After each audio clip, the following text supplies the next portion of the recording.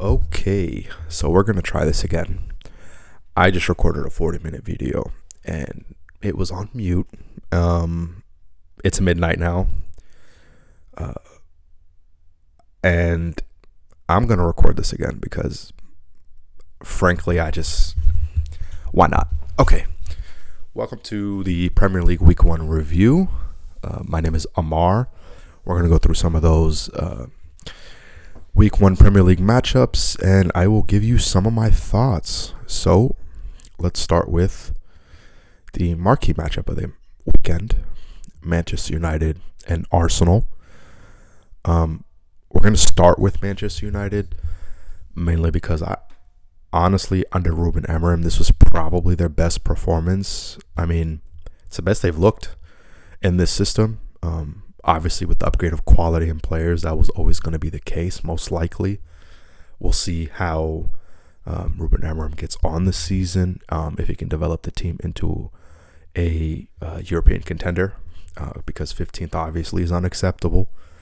But let's start with some of the positives. I thought the biggest positive for Manchester United today was the way they kept control, building out. I thought they got more comfortable as the game wore on. I thought Lenny Euro, De Ligt, and Luke Shaw at the back with their build-up was very, very good. De Ligt looked incredible versus Gyökeres. His physicality really stifled Arsenal's new number 9. Lenny Euro and Luke Shaw, which I thought was an interesting choice by the manager to select him. But it's probably his best position at that point, a left-sided center back in a 3. I thought him and Euro were very good in their build-up. Dorgu and Dallo we're going to get to, but Dorgu I thought was very good on the left-hand side.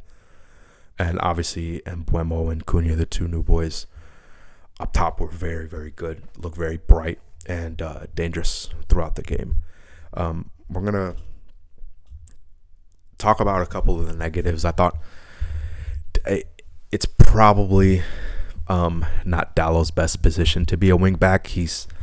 I think Ahmad needs to be the first choice right wing back for this team. I mean, when he came on, the interchangeability between him and Mbeumo was very good and very lively for them. I think that's one game a week. I think they need to develop that partnership on the right hand side moving forward, because they looked very dangerous when he came on, and I thought on the balance of things they probably should have had a couple of goals, but that's just the way things go. I do want to talk about a couple negatives with them.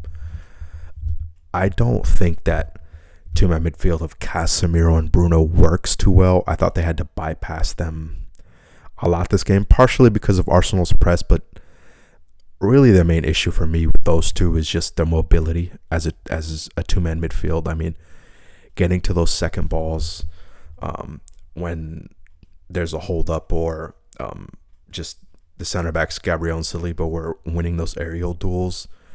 Casemiro and Bruno just don't have the mobility, in my opinion, to consistently dominate that part of the pitch.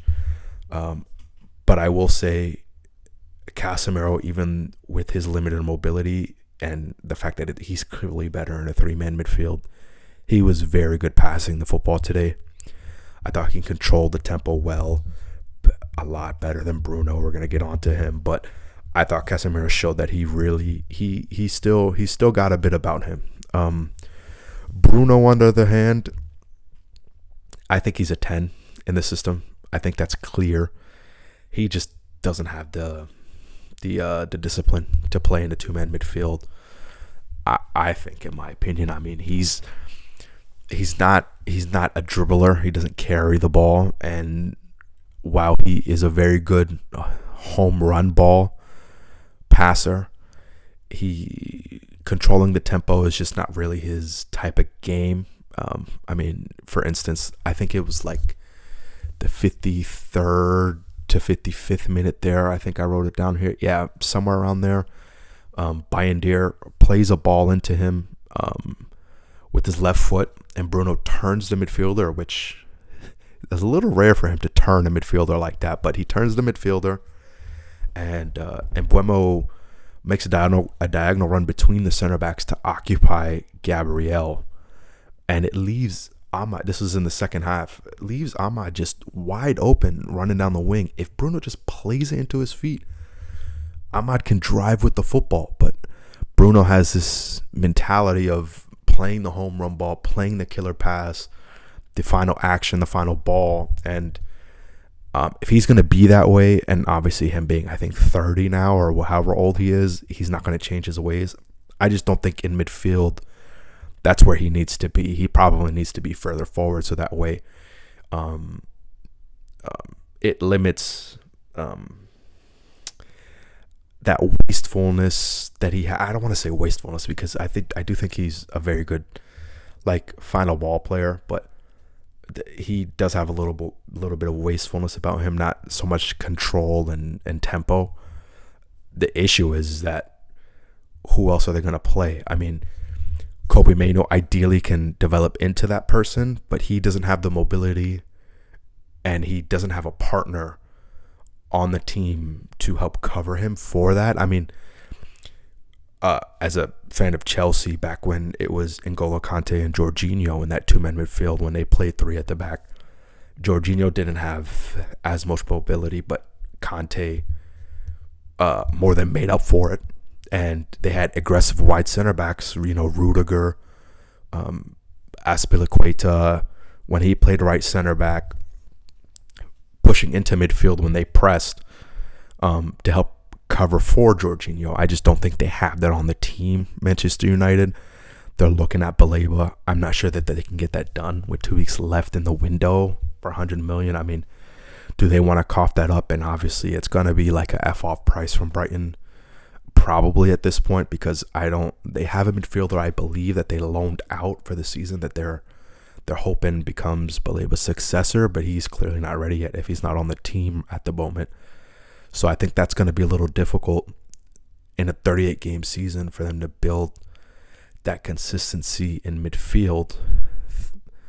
I think that's okay because they're in one-man competition.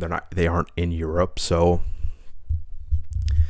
they can probably survive for the season and finish in European places. I think they'll probably finish in the Europa League place, most likely, but it's very positive for them, even though I just mentioned a bunch of negatives. It was a very positive game for them, even though they lost. They looked really good. I think Ahmad really has to play right going back regardless. I think he needs to be the first choice.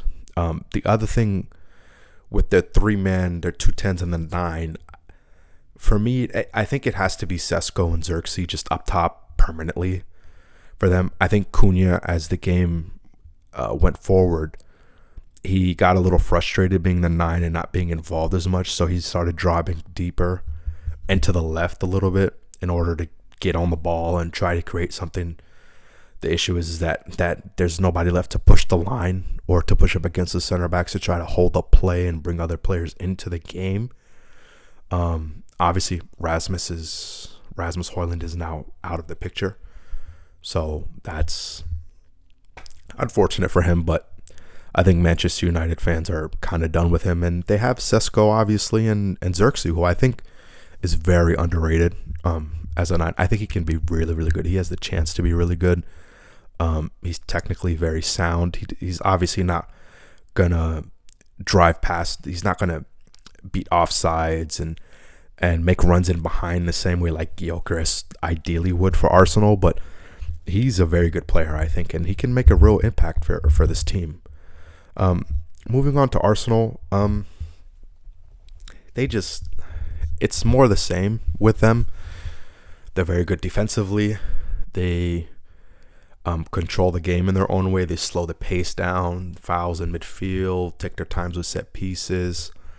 They're very good at set pieces, obviously, as you all saw, as I saw with the goal.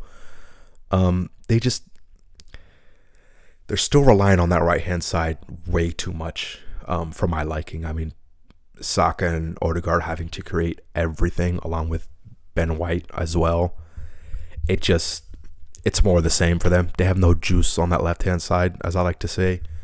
Declan Rice, while he can He can carry the ball very well. He's not a very progressive passer, killer ball type of guy. He can strike a ball off a set piece maybe, or laying the ball off at the edge of the box, can strike a ball from and take a shot. But it's a little bit uninspiring progressive passing wise. Martinelli, he's kind of fallen off a cliff in the past couple years. I mean, I do think, to be fair to him, he's not like a hug the line type of winger where he's just going to stay out there, beat his man, and look up and cross the ball, find a pass, whatever it is. I think he's more of like an inside forward type of winger, but they don't have a left back or anybody else who provides width for them. So he's kind of between a rock and a hard place, although even still, I'm not sure how good he is. Madueke, who they got from my team, Chelsea, he's not naturally a left-sided winger. He's more of a right-sided player. I'm not sure what the thinking was there, as many other people agree with, as particularly Arsenal fans. We'll see. I think they are probably in line to finish third, in all honesty. Gyökeres, we'll see. I think he'll come good eventually, but disjointed start. Zubimendi, I will say, looked decent. I mean, as a party replacement, he's very solid. I think he becomes very, very good. I don't think that's the issue that they needed solving in the summer. So I think they're going to stagnate a bit. The issue is that I think Arsenal fans are probably a little on edge. I mean, they probably need a trophy in order for them to be satisfied with Arteta at this point. I don't know if they have the offensive capability from open play to sustain that over the 38-game season to win the league, as well as them getting to the heights of being able to overcome the top-level teams in Europe in the Champions League. I think their best bet is probably domestically. FA Cup, Carabao, we'll see. Carabao Cup, I think that's probably their best chance, and I think it will be enough as long as they challenge again for both the Champions League and the league, if they can secure a trophy in one of those two competitions, to justify the continuance of the project to Arsenal fans. But yeah, more of the same. We'll see. It's first game, obviously, but more of the same from them. Moving forward, we're going to go to my team, Chelsea versus Palace. Although I want to start with Palace because I think I'm going to make a separate video about the Chelsea performance. Palace, I mean, what can I say? Very solid. More of the same with their performance in the FA Cup final, as well as the Super Cup Community Shield against Liverpool. Very solid, very well drilled. They don't have a lot of turnover from last season, so all the players are familiar with each other. I thought they did a really good job, Eze and Sarr and Mateta, playing narrow with that mid block, keeping Chelsea from progressing the ball through the middle and then triggering their press in that mid block to play the ball to Sanchez and then the long ball forward and recovering the second ball. I thought they did a really good job of with that tactic. It's a shame that, Eze and Mark Gahey, especially, are probably going to leave the club. I mean, Mark Gahey, 1 year left on his contract. Eze in conversation with Spurs. Mateta drawing some interest.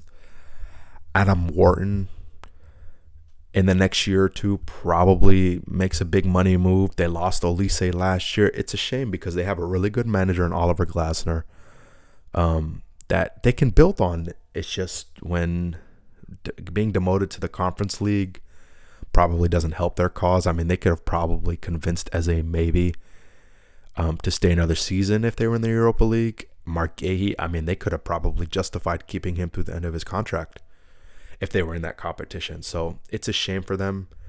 Oliver Glasner, I think, is a little agitated at this point because they don't have much depth outside of their first 11 either. He may be looking to move on. We'll see.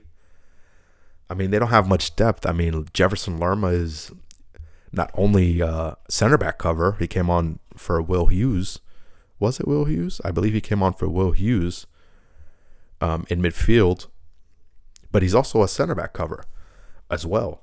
He came on as a center back when Mark Gahey got that cramp at the end of the Community Shield. Devaney, we'll see. He had a very good penalty in the Community Shield. Nathaniel Klein probably doesn't have the legs to be a full-time cover for Munoz at right wing back. He's probably that Chris Richards backup.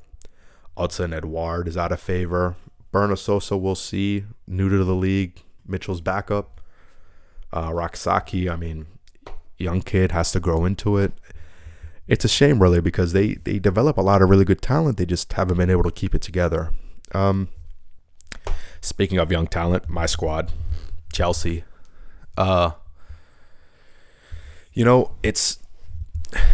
It's the same problem they've had for the past year since Enzo Maresca obviously has been appointed, where they struggle with low blocks and can't create really many chances. But, having a shortened vacation, they could probably chalk it off to being a little tired, not having much of a preseason. But in particular, I thought, Enzo Fernandez, he just was not good today at all. Lasting as long as he did, I thought was, he was lucky in that case. That central center back that Enzo Maresca talked about in that press conference, I think is very justified and was shown in this game why he desires another center back on top of Tosin to play that position. I mean, Achimpong, I thought played admirably against Mateta. I thought he was very good. But I think because of his passing range, I think it's clear at this point that he's more of a right back cover for Reece James, or a left-sided center back at this point, cover for Chalobah. Central center back, he gave the ball away a couple times. He's not playing through the lines. I mean, he's not the most confident or comfortable yet. I think he can probably develop into that. But it's just not his best role at this point. But, I mean, no Tosin. Cobra out for the season. I'm probably a little bit more pessimistic about the season after week 1 than I was a couple weeks ago.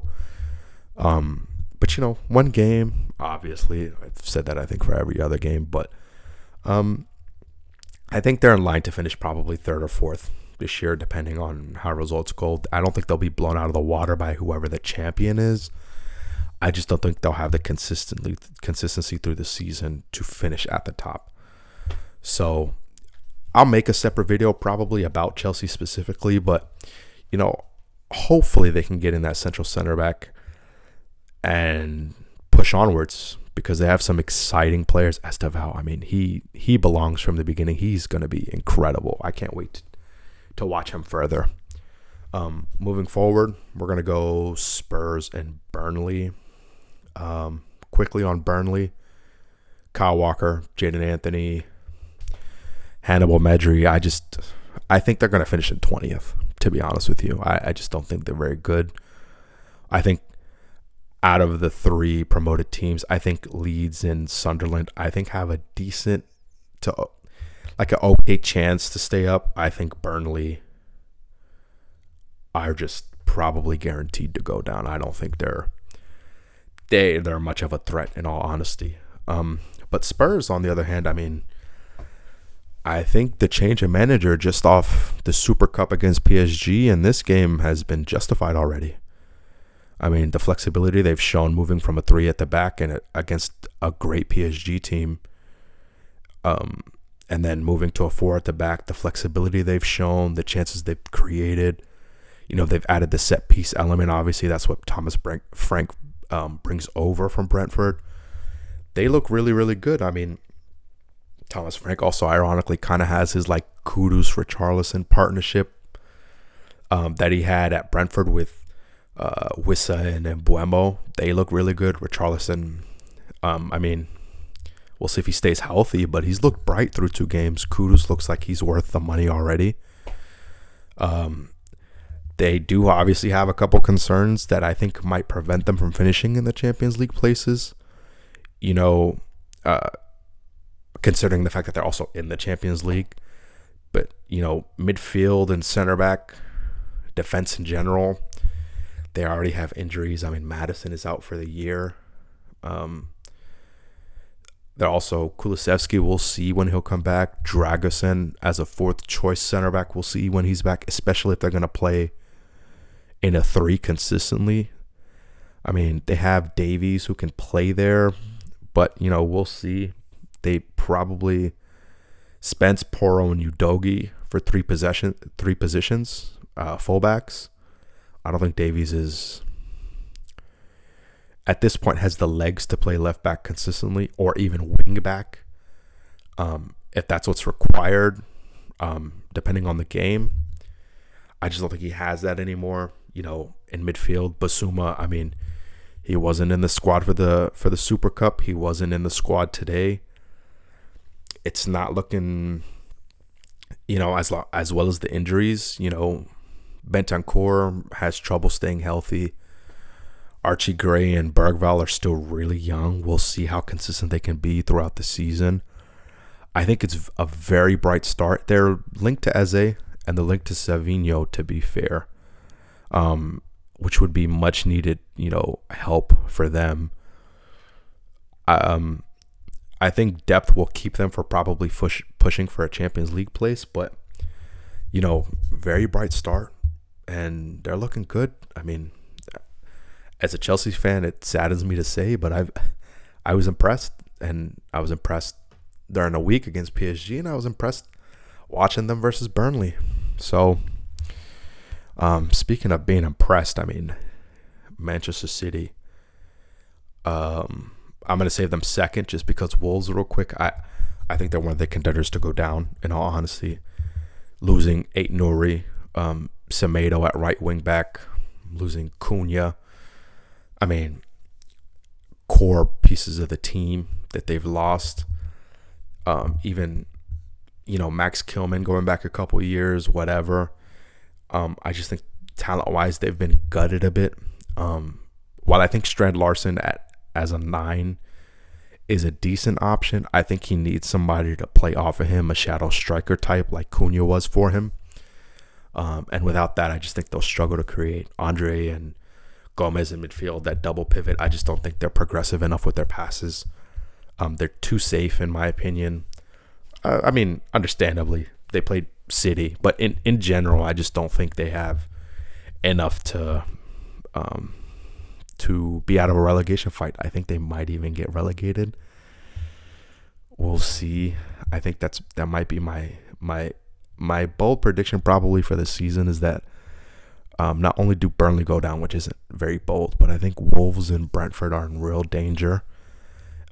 Sunderland, I think, probably, we'll get onto them. I think they're more likely of the 3 to survive of the teams that have been promoted. But yeah, Wolves, not very inspiring. Manchester City, I mean, they look refreshed creatively. Bringing back Oscar Bob from injury. Reindeers looks like he looks incredible. You know, they had obviously Aït-Nouri at left back, ironically playing his first game at the Molineux versus Wolves. Creatively, I think will help them on that left side as well. Gives them flexibility. He can provide the width there. Rico Lewis, I mean, him and Mateus Nunes at right back look okay. I think creatively, like Omar Marmoush, Cherky, Foden, I mean, we can't forget about him. 2 years ago, he was player of the season. But, you know, I think creatively, my prediction is that they win the league. I think they do win the league, but I think it's very close. It's probably within 5 points with Liverpool. I think those are the top 2 finishers this season. But I think creatively, they look incredible. The only real question for me with them is that Nico Gonzalez as a 6. We'll see. He wasn't trusted there last season so much after they acquired him. I don't think Pep thought he had the discipline. I think that's what was going around. And, their two main options, Rodri and Kovacic. I mean, Rodri had a setback. He's out till October, I think. And Kovacic, I mean, we'll see when he's back. He might be back sooner, but he's never been the healthiest guy to begin with. I would know as a Chelsea fan watching him for years and years, even when he has been healthy, being able to consistently give you 90 minutes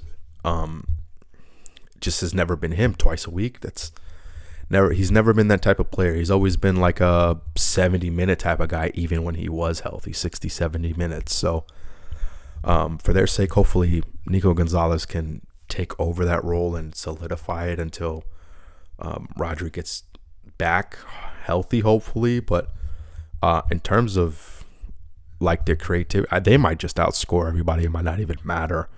Same thing with Liverpool for that matter. But they looked really good to start. I want to see them against some better competition, obviously, than Wolves. But when you're beating a team that you're expected to beat 4-0 handedly, it's what else can you expect? You play your schedule and you do what you need to do. We're gonna move back a bit and go to the opening game of the season, Liverpool and Bournemouth. Bournemouth, I think losing both their starting center backs, their left back and their keeper, Kepa keeper, Kirkez, their left back, ironically played against them in this game.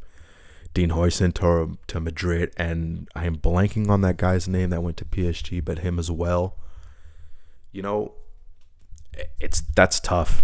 They have some known play. Petrovic was good, solid for Chelsea a couple years ago, and good for Strasbourg last year, and Diakite and Senesi. I mean, adequate replacements for them to finish solidly mid-table, but pushing the way they pushed for European places last year until they fell off, I just don't think it's possible for them this year.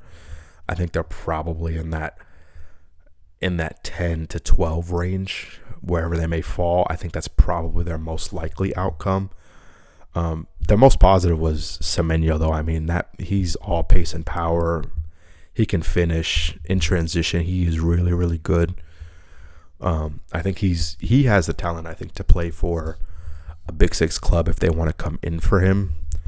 We'll see if that's in the cards for him, obviously, but he impressed. He was really, really good in this game. In terms of Liverpool, I mean, if they get Isak, they're gonna be scary going forward. Very scary. I mean, all the chances that they created versus Palace and Bournemouth today. I mean, with Wirtz and Ekitike, Gakpo, Mohamed Salah, and they're incredible going forward. I do think, though, the reason I don't have them winning the league this year is that I think defensively they're just a little bit exposed, especially without Gravenberch, who started the year hurt. If he's their only adequate six, because it's clear to me that they don't trust Endo. I mean, they subbed him in as a right back for Frimpong, which is another issue. They don't have cover for Frimpong in a way that they can trust. I mean, they subbed in a midfielder to play right back. I mean, I guess Joe Gomez is out of favor with them. That partnership between Van Dijk and Kirkez is not very solidified yet. I was exposed a little bit versus Palace, and again today. We'll see. Andrew Robertson obviously doesn't have the legs to be a consistent force twice a week in the Champions League and the Premier League. So, we'll see. McAllister can do a job as a six, but I just think they're a little too open in a way that I think would create a bit of a fall off. I mean, they weren't world beaters last year, so I think Manchester City's resurgence will probably be just enough to overtake them for the league. But I wouldn't be surprised if they go back to back. I just, as of now, I think Manchester City have the edge. As an aside, though, I like what they've done with Mohamed Salah.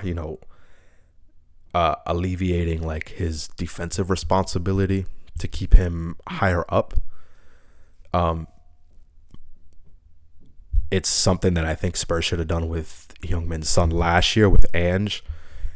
Son was not a touchline winger for them anymore. I mean, getting up there in age, he was more of like an inside forward type of guy. I think that probably would have helped him a little bit better. It's the same thing with Mo Salah. I mean, he can still play that touchline winger role a little bit, but him being closer, having more opportunities to get goal contributions, I think will really help him and help him prolong his career and make the contract that he just signed worth it. Most likely he's not going to have the season that he had last year. That's a once in a career type of season for a lot of people. But the consistency that he can show game to game, I think will be there with the way he's being deployed. So, they're still really, really good. They have a chance in all the competitions that they're in this season. We'll see. They look scary, especially if they can find a way to get Isak. We're gonna touch on the rest of these games just because I didn't find them as interesting. We're gonna start with Sunderland and West Ham.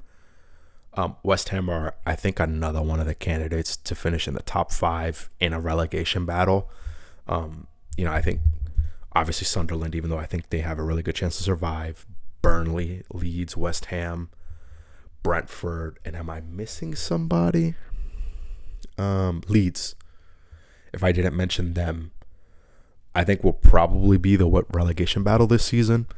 I think they'll probably all, going into the last probably 5 to 8 games, will probably all be in danger still, and we'll see how it shakes out from there. But yeah, West Ham, they look dire. I mean, other than Bowen and Paqueta, I mean, what do they have going forward? They're not very inspiring. They're okay in, at center half and goalkeeper, but they have no juice, in all honesty. Sunderland, on the other hand, I mean, they start off with a really, really good win. You can't start it out any better, really, unless you do this obviously against a top of the table team. But having this result to start the season, inspires confidence in them. And then, their transfer business, they've been very active in acquiring talent. I mean, they have a Digger on the wing, Granit Xhaka in midfield. They got Mukiele from PSG. I mean, I don't know how they pulled that one off, but I think out of the 3 promoted teams, they have the best chance of staying up. So we'll see how that goes for them. I mean, they look decent. I think I might have forgot to mention Brentford. I'm not sure, but I think they're one of the teams that might get relegated as well. They lost all their juice. I might have mentioned that earlier. I don't remember, but Wissa probably gone and Buemo gone. Their manager, Thomas Frank, gone. That's a lot to overcome. In terms of Forest, being in the Europa League, Ndoye looked good. First game in the Premier League, Gibbs White, Hudson-Odoi coming back. Chris Wood, I mean, he's upped his level since he's joined Forest, which is kind of crazy considering at Newcastle and Burnley beforehand, he was firmly a not a relegation striker, but a striker you bring in to help you solidify your place in the league. And now he's leading the line for a European contender. I mean, that doesn't really happen this late in your career unless you're like Jamie Vardy or something. But they look solid, more of the same. They've retained a lot of players. Elliot Anderson coming over from Newcastle, second season with them. He looks good.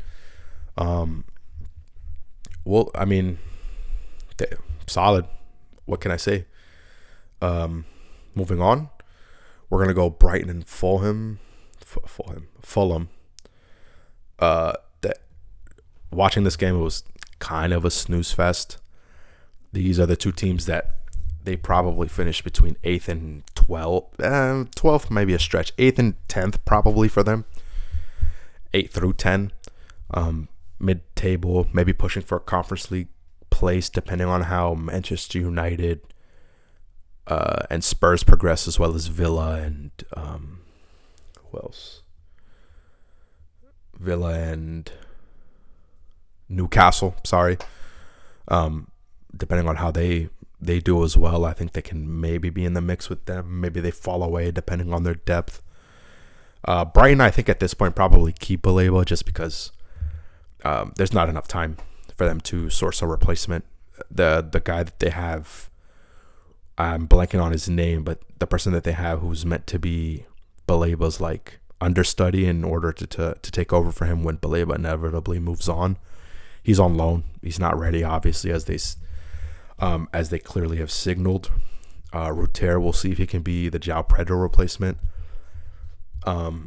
Just a quick mention, Evan Ferguson. I don't even know where he's at this point, but it's kind of sad that injuries has derailed his career the way that it has. I mean, a couple years ago, he was linked to Chelsea for a ridiculous price. And I'm happy that didn't happen just because, you know, how it's turned out for him. It's kind of sad. Fulham, not much turnover. Joshua King, though, I think it's Joshua. The 18-year-old, he looks lively. He looks very good. I do think on that left-hand side, whoever they play in that Iwobi spot there needs Anthony Robinson to be the overlapping fullback. Bassi is obviously just he can moonlight there, but he's more of a center half clearly. And Iwobi or Emil Smith Rowe or whoever else they have, Adama. I mean, Adama's more of a right winger anyway, but yeah, more of a right winger. But whoever they have over there needs that overlapper, and it creates some more of a threat, you know, an overlapping threat the way Tete does for Harry Wilson on the right hand side. But they're solid mid-table, nothing really special. That's the last game we're going to speak on today, just because Leeds and Everton hasn't happened yet. I will say Everton do look really, really good. I mean, they have a chance to finish in the top half, maybe make a run in the domestic cups, FA Cup, Carabao Cup. I could see a semi-final run in one of those two competitions. I mean, Grealish, Dewsbury Hall, you know, Beto as striker. They have Elemen and Dye on the wing. They finally moved on from Ashley Young. Finally, so they look decent. I hope they can. I hope they can move up the table. They're moving into a new stadium. Some hope for them. Hopefully, Leeds. I mean, signing Dominic Calvert-Lewin. I don't know what other business they've done really. I'll probably find out when I watch the game tomorrow. When I read up on a little bit, but I think they probably have a better chance than Burnley to stay up, but I think it's more likely they still get relegated unless something really happens with one of those other teams that I mentioned earlier. We'll see. In any case, I appreciate you guys watching, whoever has watched. I don't know. I think I'll be back with a Chelsea specific video probably in the next day or so. We'll see, maybe some big transfer news or maybe a random football topic. I'm not sure. I am debating on whether to make a Chelsea specific channel. We'll see. It just depends on how I'm feeling and how consistent that I end up being. But I appreciate whoever has watched. Leave a like if you're so inclined, and I will see y'all soon.